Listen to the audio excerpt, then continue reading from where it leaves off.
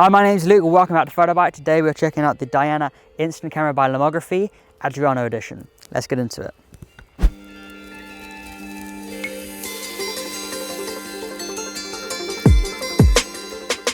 So the Diana Instant Camera, the Adriano Edition, basically around the design. So we're looking at these lovely brown, warm leather design on the sides, this cream finish along with the baby blue on top with the viewfinder. And it's a really, really nice camera. We've been out playing with it today to see what it can do, how it works, and we're quite impressed with it. It's very simple, very easy to use. It does require a bit of know-how and understanding how a film camera works, but once you've got that, it's very, very straightforward to use.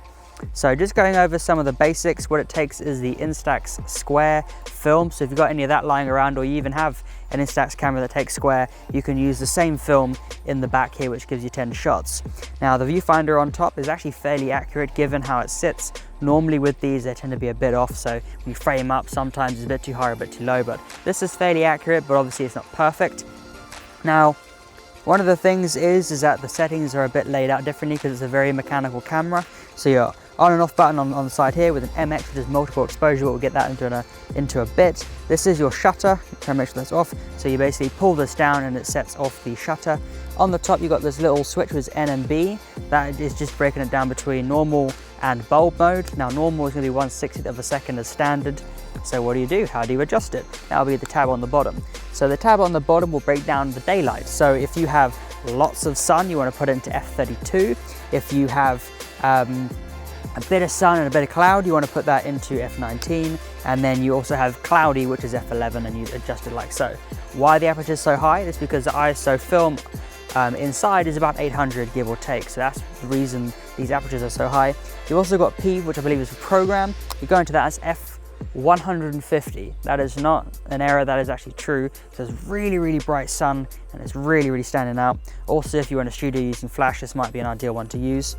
But those are just the main features. Then on the front, you've got the control for your focus. So it puts it down to person, so 1 to 2 meters, people 2 to 4 meters, and then lots of people like a big crowd, and landscape, you set it all over to 4 meters to infinity.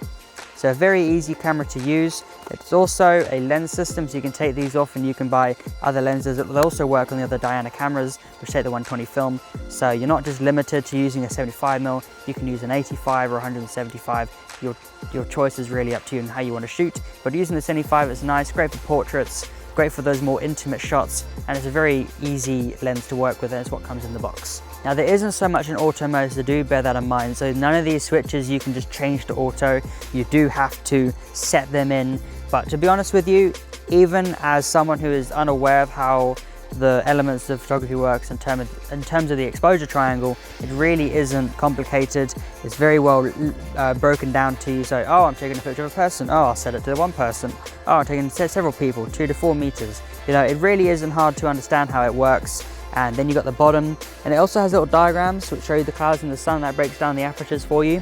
So if you're technically minded, you can look at the apertures, or if you're looking around trying to judge the day and the sort of environment you're in, you can just look at the top. Again, very easy. Shutter doesn't take much. Now the multiple exposure is where it gets a little different. This is where you can take a picture and you can layer as many as you want just by pushing down the button, and then when you switch it on, it then shoots it out. So what we'll do, we'll turn it all the way up to MX and we'll just take a picture. So currently, given the sun is going behind some clouds, we're just going to change it over to the cloudy F19.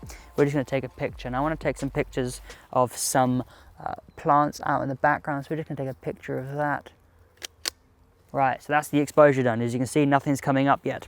Now we're going to take a picture. Oh, I've got a camera here. We'll take a picture of that quickly. Not a very, impressive subject, but a subject that we have available to us. And I turned on too soon, so currently I just exposed for that one, but we'll just try again. So MX, see, learning curves, that's what photography is all about. Right, so I'm going to take a picture again of the same thing, make sure I'm in MX. Right, taking it, we're going to go over to camera, and we're going to, let's set that to person, and we're going to take that as well. And then we're going to go with, oh, I like the look of that. We'll shift it off to the side as well, so we can get some of that in it. There we go. Then we're going to go on. and as there it comes up. And here it is. Just kidding, you have to wait. It's not instant. You get the photo instant, not the picture. But you'll learn, and it's fun. You gotta sit there with your friends and you gotta see how it comes out. Or if you're impatient, it doesn't actually do anything, but gives you something to do. So again, this is fun stuff. You know, you're getting out, you're experimenting. It saves you having to buy a £200 camera. This is currently £99. It's not that expensive, and the 10 shots you're looking at about £10–15 depending where you go. Do check out our website. We do actually sell these, so if you do want some, go see our website and there might be a special little offer there. So we've got some of those. We'll leave it to the side. You can see my happy accident right there. It's still coming through, but you can see the leaves. What's nice about these pictures, in fact, if I just grab some that I did earlier, here we go. So these are some others that we've got. So these have had times to kind of set in the chemical. So we've got these lovely shots, and you can see it has a heavy vignette. It's one of the styles of the Diana. It's actually really nice because it kind of draws you into the center of the image. This is just an upshot between some leaves whilst the sun was out. And then we've got the shot of the tree stump. Now this is what happens when you expose slightly wrong, or you expose for the shadows. It doesn't quite work. The highlights are perfectly fine, but the shadows are very dark. So you want to overexpose with this film. And then if we just go over to cameraman Jack, you can see again, it's very underexposed. So don't be scared to overexpose the film. Do push it and you can get some lovely results like that. So I'm just going to do that again. Currently our other one's coming through slowly but surely. That's how it's looking so far. So we're going to see if this is going to work in our favor or not, and we'll see how that turns out. But that's the fun of photography, is you got to learn from your mistakes. That was just a quick on the go, so wasn't really checking out the settings too much, but it's something you get to explore more, and it's why you should check out the Diana Instant camera. A very fun camera to play with.